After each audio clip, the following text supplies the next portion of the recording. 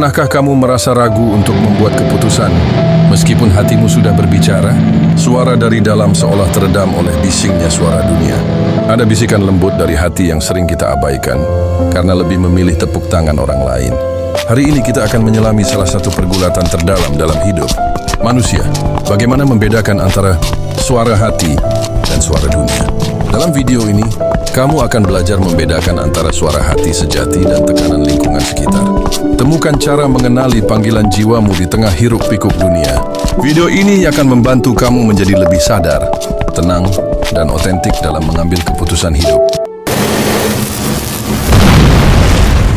Kesatu, mengapa kita bingung mendengar suara hati? Setiap hari, kita dibanjiri oleh opini, standar, dan ekspektasi dunia. Media sosial, keluarga, teman, bahkan budaya membentuk narasi tentang seharusnya hidup kita. Maka tak heran, suara hati yang lembut, sunyi, dan tidak memaksa seringkali tenggelam. Banyak orang menjalani hidup berdasarkan kata orang, bukan berdasarkan kebenaran jiwanya sendiri. Kita merasa gelisah, tidak tenang, dan mudah terombang-ambing. Itu karena kita kehilangan kontak dengan satu hal paling penting, suara hati. Kedua, ciri-ciri suara hati versus suara dunia. Suara hati, suara dunia. Tenang dan mendalam, keras dan mendesak. Berdasarkan nilai, berdasarkan opini, membawa damai, membawa gelisah. Tidak tergesa-gesa, tergesa dan impulsif. Konsisten berubah-ubah. Suara hati tidak memaksa, tapi mengarahkan. Ia memberi rasa damai bahkan di keputusan sulit. Sebaliknya, suara dunia mengutamakan pencitraan, rasa takut ditolak dan pujian sesaat. Ketiga, kenapa kita takut mengikuti suara hati? Karena mengikuti suara hati berarti mungkin kita akan melawan arus. Mungkin kita tidak populer.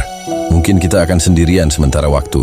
Dunia memaksa kita untuk cepat, ramai, dan terlihat berhasil. Tapi hati punya tempo sendiri. Kita takut dikatakan aneh, bodoh, atau gagal. Padahal yang kita abaikan adalah satu-satunya panduan hidup yang jujur, jiwa. Kita sendiri.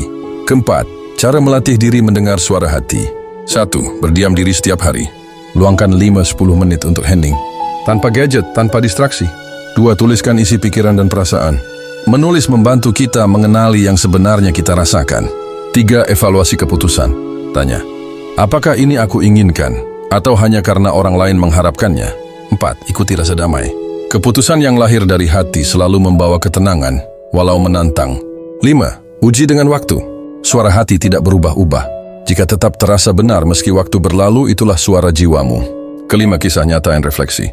Kita bisa belajar dari kisah para tokoh besar seperti Fransiskus dari Assisi yang memilih jalan kemiskinan demi mendengar suara hati, atau Buddha yang meninggalkan kemewahan demi mencari kebenaran batin. Juga dari orang biasa yang memilih keluar dari pekerjaan, bergaji tinggi karena ingin hidup lebih bermakna. Mereka mungkin kehilangan status di mata dunia, tapi mereka menemukan kedamaian sejati. Keenam, dunia akan selalu menilai, tapi hati yang menentukan. Dunia akan terus bersuara. Akan selalu ada yang mengomentari caramu hidup. Tapi tidak ada yang akan bertanggung jawab atas jiwamu selain dirimu sendiri. Suara hati bukan tentang menjadi egois, tapi tentang setia pada kebenaran dalam dirimu. Itulah satu-satunya jalan untuk hidup otentik dan bahagia. Kita hidup hanya sekali. Jangan biarkan hidupmu menjadi panggung sandiwara untuk menyenangkan dunia. Dengarkan hatimu, karena ia tahu kemana arah jiwamu seharusnya pergi. Kadang keputusan hati membawa jalan yang sunyi, tapi itu adalah jalan yang paling jujur. Dan kejujuran pada diri sendiri adalah bentuk cinta tertinggi. Jika kamu merasa video ini menyentuh hatimu, bantu sebarkan pesan ini dengan cara like video ini, tulis di komentar, aku memilih suara hatiku. Subscribe untuk konten inspiratif selanjutnya. Share ke teman atau keluarga yang sedang berjuang menemukan arah hidup.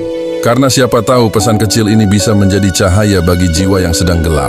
Ikuti terus video-video dari channel Bung Tarno yang memberi informasi lainnya yang lebih menarik. Terima kasih.